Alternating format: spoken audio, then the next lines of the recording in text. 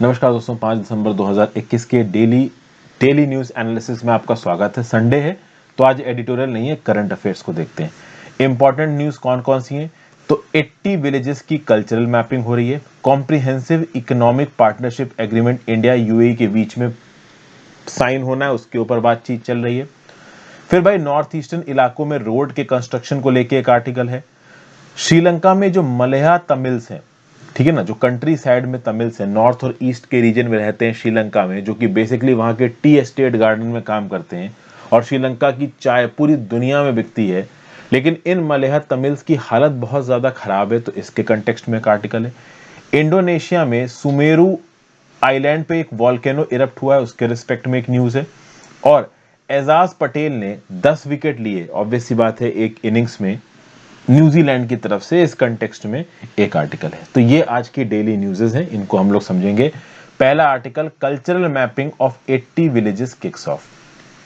तो भैया हमारे देश में पहले 80 विलेजेस को आइडेंटिफाई किया गया और इनको इस प्रकार से आइडेंटिफाई किया गया है कि भाई इन 80 विलेजेस से या तो हमारी इंडिपेंडेंस मूवमेंट का कोई बहुत तगड़ा इंसान आगे आया है, या फिर किसी ने क्राफ्ट या फेस्टिवल के फील्ड में इस पर्टिकुलर विलेज से कुछ बहुत बड़ा, आप कह लो, कंट्रीब्यूशन दिया है। तो कश्मीर में सेमपुर से लेके केरला में कंजीरापल्ली तक ओवरऑल 80 विलेजेस को यहां पे आइडेंटिफाई किया गया है। ये आइडेंटिफिकेशन किया किसने है? तो बेसिकली एक पायलट प्रोजेक्ट चलाया गया था Indira Gandhi national centre for art के द्वारा, और तब ये 80 विलेजेस को यहां पे आइडेंटिफाई किया गया।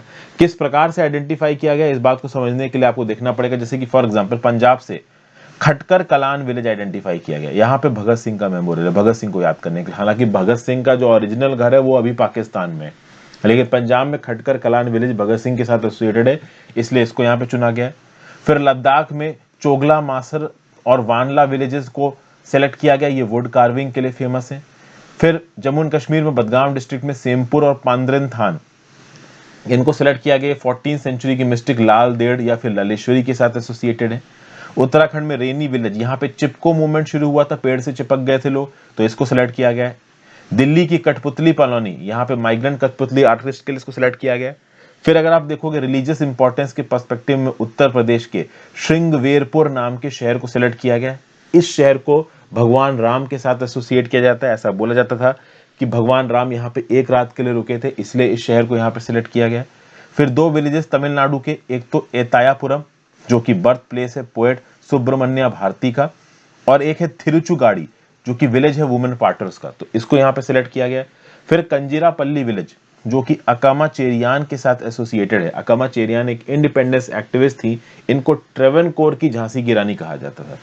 तो अब आप समझ सकते हो कि इंडिपेंडेंस के लिए जिन लोगों ने काम किया, आर्ट के फील्ड में जिसने काम किया, धर्म से रिलेटेड अगर कोई बहुत इंपॉर्टेंट शहर है, तो ऐसे 80 विलेजेस को यहाँ पे ओवरऑल आइडेंटिफाई किया गया। और अब इन 80 विलेजेस में होगा क्या? तो एक प्रोग्राम है जिसका नाम है national mission on cultural mapping. इस प्रोग्राम से रिलेटेड रिसेंटली राज्यसभा के एमपी केसी राममूर्ति ने एक सवाल पूछा, तो उस सवाल का जवाब देते हुए कल्चर मिनिस्टर जी किशन रेड्डी ने बोला कि इन 80 विलेजों में जो भी अच्छी आर्टिस्ट और आर्ट प्रैक्टिसेस एग्जिस्ट करती हैं और जो भी इंडिविजुअल आर्टिस्ट हैं, उनका एक नेशनल रजिस्टर बनाया जाएगा, एक प्रॉपर डाटाबेस बताया जाएगा कि इन 80 विलेजेस से कौन सा आर्टिस्ट आता है, यहाँ पे कौन से आर्ट फॉर्म है, और ओवरऑल अगर उन आर्ट फॉर्म्स में एक कॉमर्शियल पोटेंशियल है तो ई कॉमर्स प्लेटफॉर्म बना के उन आर्ट फॉर्म्स को लोगों को बेचा भी जाएगा, ताकि इन आर्टिस्ट को पैसे वगैरह मिल सके। और इस सब काम के लिए सेलेक्ट किसको किया गया है? IGNCA को। फुल फॉर्म क्या है इसका? तो Indira Gandhi national centre for the arts. किसके अंदर काम करता है ये? तो ये Indira Gandhi national centre of arts काम करता है मिनिस्टर ऑफ कल्चर के अंदर। तो यहाँ पे Indira Gandhi national centre of arts को ही इंप्लीमेंटेशन एजेंसी बनाया गया है national mission on cultural mapping का। अब ओवरऑल ये इंफॉर्मेशन इन 80 विलेज से इकट्ठी कैसे की जाएगी? तो भैया ग्राउंड लेवल पे सर्वे कंडक्ट करवा के, फॉर्मेट्स और क्वेश्चनर्स लोकल लोगों को दे के, मोबाइल एप्लीकेशन के थ्रू डाटा कलेक्ट करके, बहुत सारी और ethnographic documentaries, cultural events, festivals, melas, इन सब के ओवरऑल परफॉर्मेंस के बेसिस पे डाटा यहाँ पे कलेक्ट किया जाएगा। तो ये एक इंपॉर्टेंट न्यूज थी। यूपीएससी प्रीलिम्स और मेंस दोनों पर्सपेक्टिव से काम आएगी। GS paper 1 Indian heritage and culture के कंटेक्स्ट में स्पेसिफिकली इंपॉर्टेंट है। वीडियो पे लाइक का बटन, अगर अब तक आपने चैनल को शेयर और सब्सक्राइब नहीं किया कर दीजिए। ज्वाइन बटन दबा के हेल्प करें दोस्तों, काफी मदद मिलती है। इंस्टाग्राम पे फॉलो कर लीजिए, टेलीग्राम ग्रुप ज्वाइन कर लीजिए, दोनों ही चीजों का लिंक नीचे दिया हुआ है। अपने मेंबर्स का स्वागत कर लेते हैं। पिछले 3 से 4 दिन से मेंबर्स का स्वागत नहीं हो पाया है, सुबह सुबह थोड़ा जल्दी वीडियो अपलोड करनी होती है इसलिए नहीं हो पाया। तो देखते हैं वो किसने किसने ज्वाइन किया है। तो पपन देवनाथ ने हमको ज्वाइन किया। पपन देवनाथ का ये 6th month as a member. Welcome back Papan Debnath, thank you so much for joining again. लंबे समय से जो लोग चैनल मेंबर्स बनते हैं they are specifically helpful. Papan Debnath बहुत लंबे समय से मेंबर है, इनके कमेंट्स भी अक्सर कर देखते हैं। रोशनी नायक ने हमको ज्वाइन किया। मरियम चौधरी ने हमको ज्वाइन किया। उदित नारायण ने हमको ज्वाइन किया। उदित नारायण का ये 2nd month as a member. Welcome back Udit, thank you so much for joining again. Yogesh Sable ने हमको ज्वाइन किया। प्रीति पांडे ने हमको ज्वाइन किया। व्लॉग विद रोवर ने हमको ज्वाइन किया। व्लॉग विद रोवर का ये 4th month as a member. Welcome back vlog with Rover, thank you so much for joining again. Then Tamanna Arora ने हमको ज्वाइन किया। अंकिता एन ने हमको ज्वाइन किया, इनका 2nd month as a member. Welcome back Ankita N, thank you so much for joining again. Then Sumit Prateek ने join किया है, 3rd मंथ है सुमित का। Welcome back Sumit, thank you so much for joining again. And Vivek Diwate ने हमको ज्वाइन किया।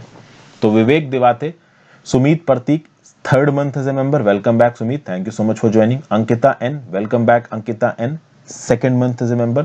Then Tamanna Arora, vlog with Rover 4 month as a member. Welcome back vlog with rover.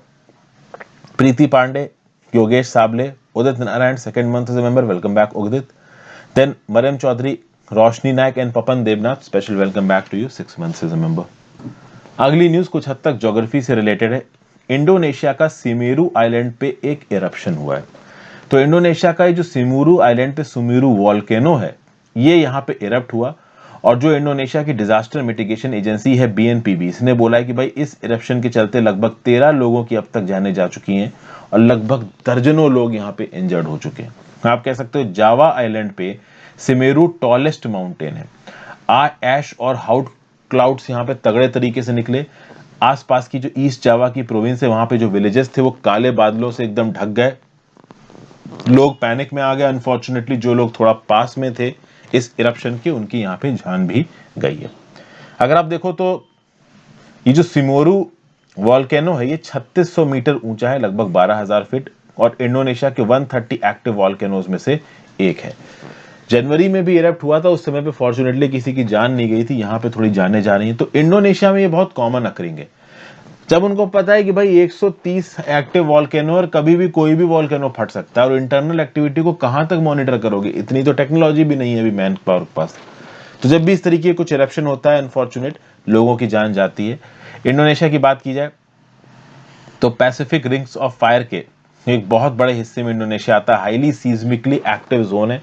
Pacific rings of fire आपको यहां नजर आ रहा है। देखो इधर आपका नीचे से अगर आप देखना शुरू करो, इधर रशिया है, ठीक है, नीचे आ जाओ तो यहाँ पे चाइना है, फिर साउथ ईस्ट एशिया, ये यहाँ पे साउथ चाइना सी आपको नजर आ रहा है यहाँ पे। और ओवरऑल ये पूरा का पूरा ऐसी एक रिंग्स ऑफ फायर जा रही है। इधर आपको इंडोनेशिया दिख रहा है यहां तक। अब यहाँ पे ट्रेंचेस बनी हुई है बहुत सारी। हो ये रहा है कि भाई ये है पैसिफिक ओशन, और ये जो ओशनिक प्लेट है ये कॉन्टिनेंटल प्लेट के साथ टकरा रही है।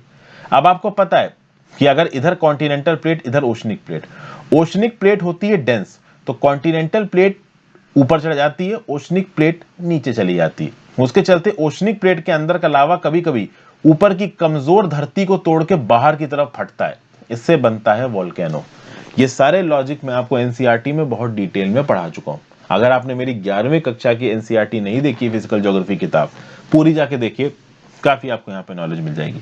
और यही पूरी की पूरी अगर आप देखोगे तो rings of fire America, north American continent के वेस्टर्न एज पे और साउथ अमेरिकन कॉन्टिनेंट के वेस्टर्न एज पे जाता है। तो ये जो पूरा का पूरा रेड रंग का इलाका है ना, यहाँ पे अक्सर कर हमको वॉल्केनो और अर्थक्वेक्स देखने को मिलते हैं। और खासकर ये जो यहाँ पे इंडोनेशिया है, इंडोनेशिया में ये एक्टिविटी थोड़ी ज्यादा हो जाती है। इसको आप पैसिफिक रिंग्स ऑफ फायर बोलते हो। फॉर्चुनेटली हम इस पैसिफिक रिंग्स ऑफ फायर से दूर है, ठीक है। तो ये जो सुमेरु वॉल्केनो है ये तो देखो इरप्ट हुआ ही है। इसके साथ साथ सुमेरु वॉल्केनो से लगभग 2000 किलोमीटर नॉर्थ ईस्ट में, लगभग 1200 मील नॉर्थ ईस्ट में हल्माहेरा नाम की जगह है। यहाँ पे एक 6 मैग्नीट्यूड का अर्थक्वेक भी आया है, ऐसा बताया यूरोपियन मेडिटेरेनियन सीज्मोलॉजिकल सेंटर ईएमएससी ने। माउंट सुमेरु की बात की जाए तो इसको इंडोनेशिया में गुनुंग सिमेरु भी कहा जाता है। Active volcano east Java Indonesia में सबडक्शन जोन में पड़ता है। यहाँ पे 2 प्लेट्स कौन कौन सी मिलती हैं, एक तो इंडो ऑस्ट्रेलियन प्लेट और दूसरी Eurasian plate. Eurasian plate continental है, इंडो ऑस्ट्रेलियन प्लेट ओशनिक है, दोनों टकराती हैं और इस प्रकार के चीजें शुरू हो जाती हैं। अच्छा, ये जो सिमेरु नाम है इसमें मेरू आपको नजर आ रहा है, और मेरू हिंदू कॉस्मोलॉजी में माउंटेन को डिनोट करता है। मेरू में भगवान रहते हैं, it is the abode of gods, इस प्रकार की चीजें हिंदू माइथोलॉजी में आपको सुनने को मिल जाएंगी। तो ये जो आपका सुमेरु माउंटेन है इसको स्ट्रैटोमोल्केनो महामेरू भी कहा जाता है, द ग्रेट माउंटेन जिसको आप संस्कृत में बोलते हो। ठीक है, इंडोनेशिया में बहुत हद तक आपको हिंदू कॉस्मोलॉजी का इन्फ्लुएंस मिल जाएगा, और जो वहां की जो प्रोमिनेंट टूरिंग डेस्टिनेशन है बाली, वो तो पूरा का पूरा हिंदू इनहेबिटेड आइलैंड है, ये आपको मालूम ही है। GS paper 1 important geographical phenomena में न्यूज आपको काम आएगी। नेक्स्ट न्यूज है, पाकिस्तान के हालात बहुत ज्यादा खराब है। टेररिज्म फैलाने में बहुत आगे हैं, लेकिन दुनिया भर से उधार मांगते फिर रहे हैं। बम फोड़ने में, टेररिस्ट को कश्मीर में भेजने में, अफगानिस्तान की फर्जी चीजों में मदद करने में तो पाकिस्तान के पास बहुत पैसे आ जाते हैं, लेकिन ओवरऑल अगर आप इनकी इकोनॉमिक हालत देखोगे तो बहुत खराब है। अभी के लिए $3 बिलियन का लोन लिया पाकिस्तान ने, किससे? सऊदी अरेबिया से। तो पाकिस्तान ने 4 दिसंबर को सऊदी अरेबिया से $3 बिलियन का लोन लिया as a part of economic support package. इस साउथ एशियन कंट्रीज में बहुत से इकोनॉमिक चैलेंजेस है, हाई इन्फ्लेशन है, फॉरेक्स रिजर्व्स इनके कम हो रहे हैं, करंट अकाउंट डेफिसिट ज्यादा है, करेंसी इनकी नीचे गिर रही है, इनके पास फॉरेन एक्सचेंज रिजर्व्स लगभग $22 बिलियन के बचे हुए हैं। तो फॉरेन एक्सचेंज रिजर्व्स के नाम पे पाकिस्तान के सामने ज्यादा बचा हुआ नहीं है कुछ। तो सऊदी अरेबिया से लगभग $3 बिलियन का लोन लिया है 4% इंटरेस्ट रेट पे। इंटरनेशनल मॉनेटरी फंड से भी बातचीत चल रही है। आपको पता है कि जब भी इस प्रकार की लिक्विडिटी या फिर कह लो कि फाइनेंशियल फिजिकल सस्टेनेबिलिटी की क्राइसिस आती है किसी कंट्री के सामने, तो इंटरनेशनल मॉनेटरी फंड यहाँ पे प्ले में आता है। लेकिन इंटरनेशनल मॉनेटरी फंड ने ये बोला है कि हम आपको $6 बिलियन की मदद देंगे। पहले भी बोला था, बट इस मदद को रोक दिया गया था subject to some terms and conditions, जो कि पाकिस्तान पूरा नहीं कर रहा था। अभी के लिए फिर से इस मदद को शुरू किया जा सकता है, लेकिन पाकिस्तान का एक रिव्यू किया जाएगा आईएमएफ के द्वारा, और उसके बाद लगभग पहले $750 मिलियन रिलीज किए जाएंगे आईएमएफ के द्वारा, फिर और रिलीज किए जाएंगे। स्पेशल ड्राइंग राइट्स आप सुनते होंगे जब भी आईएमएफ की बात आती है। देखिए, स्पेशल ड्राइंग राइट्स आईएमएफ की कोई करेंसी नहीं है। जैसे यूएस की यूएस डॉलर होती है, इंडिया की इंडियन रुपीज होती है, चाइना की रेनमिनबी हो गई, यूनाइटेड किंगडम की पाउंड हो गई, यूरोपियन यूनियन की यूरो हो गई। इस प्रकार से आईएमएफ की कोई करेंसी नहीं है एसडीआर, लेकिन बेसिकली एसडीआर को अकाउंट का एक यूनिट समझा जाता है। आईएमएफ में जो भी पैसों की कैलकुलेशन होती है ना, उस पैसों की कैलकुलेशन में एसडीआर निकल के आता है, स्पेशल ड्राइंग राइट्स। मतलब कि बेसिकली स्पेशल ड्राइंग राइट्स में कुछ टर्म्स एंड कंडीशंस लिखी हुई है कि इतना पैसा आईएमएफ से कोई मेंबर कंट्री निकाल सकती है। तो पैसे की काउंटिंग के अंदर आप एसडीआर को आईएमएफ के अंदर बस एक आप यूनिट समझ लो, लेकिन करेंसी नहीं है ये। और एसडीआर की वैल्यू यूएस डॉलर्स और बाकी जितनी भी एसडीआर की बास्केट है, जिसमें पाउंड आता है, आपका जापानीज येन आता है, यूरो आता है और चाइनीज रेनमिनबी आता है। चाइनीज रेनमिनबी को एसडीआर की काउंटिंग बास्केट में 2016 में जोड़ा गया था। एसडीआर की जो वैल्यू है वो डेली बेसिस पे कैलकुलेट की जाती है, जिस दिन आईएमएफ की छुट्टी होगी उस दिन नहीं कैलकुलेट किया जाता है। तो एसडीआर यहाँ पे आ गया, तो मैंने आपको हल्का फुल्का समझा दिया। बेसिकली यहाँ पे न्यूज ये है कि पाकिस्तान के पास पैसे बचे नहीं है, फिजिकल सस्टेनेबिलिटी इनकी खराब हो रही है। $3 बिलियन का लोन सऊदी अरेबिया से मिला है, $6 बिलियन का फंडिंग प्रोग्राम आईएमएफ शुरू कर रहा है, subject to some reviews. Pakistan के हालात इतने ज्यादा खराब हैं, इन्फ्लेशन नवंबर में पाकिस्तान में पहुंच चुका है 11.5% पे, अक्टूबर में 9.2% पे था। सोचिए 11.5% की महंगाई है वहां पे। और ओवरऑल इस महंगाई को कंट्रोल करने के लिए जो रेपो रेट होता है ना पाकिस्तान का, जिसको आप बेंचमार्क इंटरेस्ट रेट बोलते हो, इसको 150 बेसिस पॉइंट मतलब 1.5% बढ़ा दिया गया। तो अभी के लिए 8.75% वहां पे रेपो रेट है, जो कि इंडिया में 4% से भी कम चल रहा है। ठीक है ना, चूंकि रेपो रेट पे बेसिस पे ये चीज लिंक होती है कि आगे बैंक क्या घुमाएंगे। तो अब आप समझ लो कि अगर $8.75 का 75% का रेपो रेट है पाकिस्तान के अंदर, तो वहां पे कार लोन, होम लोन 17, 18, 20% में मिल रहे होंगे। तो कोई खरीदेगा नहीं, पैसा खर्च करेगा नहीं, तो पैसा खर्च करेगा नहीं तो मार्केट में इन्फ्लेशन कम हो जाएगा। ये लॉजिक होता है यहाँ पे। पाकिस्तानी रुपये की वैल्यू हद तक गिर चुकी है। 3 दिसंबर को $1 में 176.77 पाकिस्तानी रुपीस बिक रहे थे, और इंडिया लगभग कितने चल रहा है? 75-76 रुपए के लगभग पे चल रहा है। तो ये न्यूज है जीएस पेपर 2 इंटरनेशनल रिलेशंस पे, न्यूज आपको काम आएगी। नेक्स्ट न्यूज है श्रीलंका मलया तमिल्स। भाई श्रीलंका की जो मलया तमिल्स है, इनके हालात बहुत ज्यादा खराब है। वैसे तो देखा जाए तो श्रीलंका के मलया तमिल्स हर साल श्रीलंका को $1.3 बिलियन की फॉरेन इनकम करवाते हैं। तो जो टी प्लांटेशन है श्रीलंका के, वहां पे इनह्यूमन और डिग्रेडिंग कंडीशंस में ये लोग काम कर रहे हैं, जिसको आप मलया तमिल वर्कर्स बोलते हो। आज से लगभग 200 साल पहले इन मलया तमिल वर्कर्स को इंडिया के तमिलनाडु से लेकर श्रीलंका में आया गया था और वहां के टी प्लांटेशंस में काम करने के लिए। आज की डेट में इनके खिलाफ बहुत प्रकार का डिस्क्रिमिनेशन होता है। ये प्रॉपर एक ह्यूमन तरीके से भी नहीं रहते हैं। जो वॉर अफेक्टेड नॉर्थ और ईस्ट है, वहां पे तमिल्स के खिलाफ डिस्क्रिमिनेशन किया जाता है। श्रीलंका में सिन्हला बुद्धिस्ट के द्वारा, ये बात आप सबको पता है। अब तो मुस्लिम्स को भी वहां पे काफी सेग्रीगेट किया जा रहा है। कुछ मुस्लिम स्पॉन्सर्ड अटैक्स हुए थे वहां पे, आपने याद होगा। तो उस अटैक्स के बाद में मुस्लिम कम्युनिटी को विलीफाई किया जा रहा है। मुस्लिम कम्युनिटी बोल रही भाई हम अटैक नहीं करवा रहे हैं, बाकी लोग बोल रहे हो तुम अटैक करवा रहे हो। तो श्रीलंका के अंदर ये जो सिन्हला बुद्धिस्ट है, ये अपने आप को ओवरऑल श्रीलंका का रिप्रेजेंटेटिव मान के मुस्लिम्स तमिल सबको दबा रहे हैं। अब इस कंटेक्स्ट में जो तमिल्स में एक छोटी सी कम्युनिटी है मलया तमिल्स, इन मलया तमिल्स की बात पे ज्यादा कोई ध्यान नहीं जा रहा है। इनको हिस्टोरिकली निग्लेक्ट किया गया है, मार्जिनलाइज किया गया है। ये लोग जो टी गार्डन्स है श्रीलंका के, उनमें काम करते हैं, टी वगैरह उगाते हैं और उसको श्रीलंका से एक्सपोर्ट करके पैसा वगैरह कमाया जाता है। लेकिन पैसा कमाते हैं वहां के बिजनेसमैन, इन लोगों को कुछ नहीं मिलता है। लगभग 10 लाख मलया तमिल्स रह रहे हैं श्रीलंका के अंदर, जिसमें से 1.5 लाख लोग टी एस्टेट्स में काम कर रहे हैं और ज्यादातर इसमें से वुमेन है। इनको डेली के बेसिस पे 1000 लंकन रुपीज मिलते हैं, जो कि इंडियन रुपीज में लगभग 373 होते हैं। तो दिन के 373 कम नहीं थे, लेकिन एक प्रॉब्लम है, एक कैच है यहाँ पे। दिन के 373 रुपए कमाने के लिए इन लोगों को प्रतिदिन 18 से 22 किलो के टी लीव्स को प्लग करना है। आपको पता होना चाहिए ना कि अगर आप किसी टी गार्डन में गए हो तो आपने देखा होगा कि लेडीज पीछे पीठ पे टोकरी बांध के पत्तियां तोड़ती हैं और उसको अपने पीछे टोकरी में डालती रहती हैं।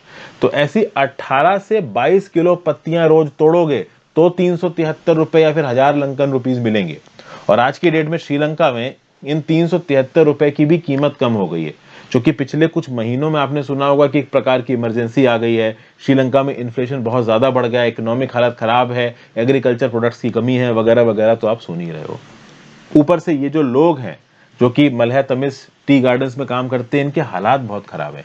Colonial era line room accommodation में रहते हैं। 10 लोग एक 10x12 के पुअर स्पेस और सैनिटेशन वाली हालत में रहते हैं। इंडिया ने बोला है कि हम श्रीलंका हिल कंट्री के लिए 14,000 घर बनाएंगे, लेकिन ये जो घर को बनाने की स्पीड है, ये भी इस समय पे बहुत धीमे चल रही है। कास्ट के आधार पर इनके खिलाफ लगातार डिस्क्रिमिनेशन होता है। तो कुल मिला के इन लोगों की हालत ज्यादा खराब है, ठीक है ना। एक्सप्लॉयटेटिव वर्किंग कंडीशंस चल रही हैं श्रीलंका की गारमेंट इंडस्ट्री में इन लोगों की तरफ। इसमें से ज्यादातर वुमेन है। बहुत हद तक ये लोग रह नहीं पाते हैं अपनी वेजेस में, अपने खर्चे नहीं निकाल पाते हैं, ठीक है ना। डेप्ट बॉन्डेज में फंसे हुए हैं। पिछले कई सालों में 200 वुमेन इस कम्युनिटी की सुसाइड कर चुकी हैं, ठीक है ना। डेप्ट बॉन्डेज में फंसे हुए ये लोग, 30 से 200% तक का इंटरेस्ट लिया जाता है इनके डेप्ट के ऊपर। अपने बच्चों तक को उन्होंने लेबर में लगा दिया। इनके बच्चे भी ठीक से पढ़ लिख नहीं रहे हैं, इनके साथ ही काम कर रहे हैं टी प्लांटेशन में। हालात बहुत खराब है इस कम्युनिटी के। जीएस पेपर 2 इंटरनेशनल न्यूज और ह्यूमन राइट्स वॉल्यूशंस में आपको न्यूज काम आएगी। फिर इंडिया और यूएई के बीच में बातचीत हो रही कि जल्दी से एक सेपा साइन कर लेते हैं, बायलैटरल सेपा, मतलब कॉम्प्रिहेंसिव इकोनॉमिक पार्टनरशिप एग्रीमेंट। देखिए, जब भी पार्टनरशिप की बात आती है, 3-4 तरीके के एग्रीमेंट होते हैं, जैसे पीटीए हो गया, प्रेफरेंशियल ट्रेड एग्रीमेंट, सीईसीए हो गया, comprehensive economic partnership agreement, bilateral investment treaty, trade and framework investment agreement. तो ये जो कॉम्प्रिहेंसिव इकोनॉमिक पार्टनरशिप एग्रीमेंट होता है ना, ये आप कह सकते हो एक एडवांस्ड लेवल का ट्रेड एग्रीमेंट है, जिसके अंदर एम्प्लॉयर्स भी दूसरी कंट्री में जाके काम कर सकते हैं। जो इंपोर्ट्स आ रहे हैं उनके ऊपर कम इंपोर्ट ड्यूटी लगेगी। मतलब फाइनेंशियली दोनों कंट्रीज और ज्यादा एक दूसरे के साथ जुड़ जाएंगी। अभी के लिए देखा जाए तो इसी कॉम्प्रिहेंसिव इकोनॉमिक पार्टनरशिप एग्रीमेंट के ऊपर डिस्कशंस चल रहे हैं इंडिया और यूएई के ऑफिशियल्स के बीच में, और इसका तीसरा राउंड इंडिया में न्यू दिल्ली में हो रहा है 6 से 10 दिसंबर तक। अगर आप देखो तो सेपा एक इकोनॉमिक डील साइन हुई थी इंडिया यूएई में 2017 में, फ्री ट्रेड पैक्ट है, लेकिन इसके ऊपर नेगोशिएशंस अभी भी जारी हैं। क्योंकि एक फ्री ट्रेड पैक्ट के अंदर ट्रेड एंड सर्विसेज भी आती है, इन्वेस्टमेंट भी आते हैं, बहुत और प्रकार की economic partnership, competition, cooperation, intellectual property right, regulation, तो इन सब एस्पेक्ट्स पे एक एक करके बातचीत करनी होगी। ये बातचीत 4 साल से जारी है यहाँ पे। अगर देखा जाए तो यूएई को एब्सोल्यूट टर्म्स में देखें तो इंडिया का तीसरे नंबर का सबसे बड़ा इन्वेस्टर है। इंडियन कंपनीज ने यूएई में $85 बिलियन इन्वेस्ट कर रखे हैं, ठीक है। यूएई से हमारे यहाँ क्या क्या आता है, तो पेट्रोलियम प्रोडक्ट्स आते हैं, स्टोन्स, ज्वेलरी, जेम्स आते हैं, ठीक है। हम लोग यूएई को क्या एक्सपोर्ट करते हैं, तो मिनरल्स, प्रीशियस मेटल्स, जेम्स वगैरह इंपोर्ट करते हैं। इस कॉम्प्रिहेंसिव पार्टनरशिप एग्रीमेंट के बाद अगले 5 सालों में बायलैटरल ट्रेड दोनों कंट्रीज का $100 बिलियन तक पहुंच जाएगा, ऐसा यहाँ पे बताया जा रहा है। GS paper 2 bilateral agreements involving interest में न्यूज आपको काम आएगी। फिर एक न्यूज ये है कि भाई नॉर्थ ईस्टर्न स्टेट्स में रोड इन्वेस्टमेंट प्रोग्राम एक बनाया जा रहा है, जिसको आप बोल रहे हो north eastern states road investment program, NESRIP। तो बेसिकली नॉर्थ ईस्टर्न स्टेट्स में कम्युनिटीज के बीच की कनेक्टिविटी को बढ़ाया जा सके, इसके लिए cabinet committee on economic affairs ने 2011 में अप्रूव किया था NESRIP, जिसके चलते ऐसा बोला गया था कि 6 नॉर्थ ईस्टर्न स्टेट्स में आसाम, मणिपुर, मेघालय, मिजोरम, सिक्किम, त्रिपुरा में 433.42 किलोमीटर की रोडें बनाई जाएंगी। अभी के लिए जो नॉर्थ ईस्टर्न काउंसिल है वो 10,500 किलोमीटर की रोड बनाने की बात कर रहा है, कहां पे? नॉर्थ ईस्ट में। और इसके लिए एक स्कीम है, नई स्कीम, जिसका नाम है north east road sector development, इसको लॉन्च किया गया है। और बेसिकली इसका जो मेन एलिमेंट है वो अरुणाचल प्रदेश में। देखिए नॉर्थ ईस्ट पे स्पेशल ध्यान देने की जरूरत है। एक तो चिकन नेक कॉरिडोर, एक छोटी सी स्ट्रिप ऑफ लैंड के थ्रू इंडियन मेन लैंड के साथ जुड़ा हुआ है नॉर्थ ईस्ट। दूसरा, नॉर्थ ईस्ट एग्रीकल्चरली तो डेवलप हो रहा है, लेकिन इंडस्ट्रियली डेवलप नहीं हो रहा है। जैसे फॉर एग्जांपल आसाम दुनिया का सबसे बड़ा टी प्रोड्यूसर है, लेकिन इंडस्ट्रियलाइजेशन में पीछे है आसाम। फिर नॉर्थ ईस्ट का इलाका 5,300 किलोमीटर की इंटरनेशनल बाउंड्री बनाता है, और इस इंटरनेशनल बॉर्डर को प्रोटेक्ट करने की जरूरत है। खासकर अरुणाचल प्रदेश में जो लाइन ऑफ एक्चुअल कंट्रोल है चाइना के साथ, उसको यहाँ पे प्रोटेक्ट करने की जरूरत है। और नॉर्थ ईस्ट को मेनलैंड इंडिया से मिलाने की जरूरत है, डेवलपमेंट को नॉर्थ ईस्ट तक पहुंचाने की जरूरत है, इंफ्रास्ट्रक्चर को पहुंचाने की जरूरत है, एम्प्लॉयमेंट को पहुंचाने की जरूरत है। और ये पहुंचाना थोड़ा सा मुश्किल है, क्योंकि जो ज्यादातर नॉर्थ ईस्ट का इलाका है ये पहाड़ी इलाका है, और पहाड़ी इलाके में डेवलपमेंट करना मुश्किल होता है। तो अलग अलग तरीकों से इंफ्रास्ट्रक्चर, इंडस्ट्रीज वगैरह को नॉर्थ ईस्ट में पहुंचाने की कोशिश की जा रही है। जीएस पेपर 2 इंफ्रास्ट्रक्चर रोड्स में न्यूज काम आएगी। फिर न्यूजीलैंड के एजाज पटेल ने 10 विकेट ले लिए हैं। तो अभी जो वानखेड़े टेस्ट हुआ मुंबई में, वहां पे 10 विकेट ले लिए एजाज ने। ओवरऑल आप कह सकते हो 8 साल के थे जब एजाज पटेल, तब ये पहुंचे थे कहां पे? ऑकलैंड में, ठीक है ना। अभी न्यूजीलैंड की तरफ से खेल रहे हैं। अब तक 3 ही ऐसे बॉलर्स रहे हैं हिस्ट्री में जिन्होंने 10 विकेट्स लिए हैं एक इनिंग्स में। पहले थे जिम लेकर, जिन्होंने ये काम किया था 1956 में।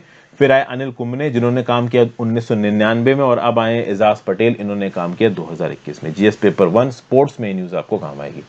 So thank you for watching friends. आज की न्यूज में इतना ही इंपॉर्टेंट था। ज्यादा से ज्यादा लोगों के साथ इस वीडियो को शेयर करें। आप अपने व्यू पॉइंट और कुछ एक्स्ट्रा न्यूज अगर आपके दिमाग में है तो नीचे कमेंट बॉक्स में लिख के बता सकते हैं, जो कि मुझसे स्किप हुई। मैं डेफिनेटली उसको पिन करके बाकी व्यूअर्स के साथ शेयर करूंगा। Have a great day, goodbye friends. ध्यान रखिए, पढ़ते रहिए। इंस्टाग्राम, टेलीग्राम पे ज्वाइन कर लीजिए, वीडियो के साथ एंगेज करिए, कमेंट और लाइक बटन दबा के, और हो सके तो ज्वाइन बटन दबा के हेल्प करें। Good bye.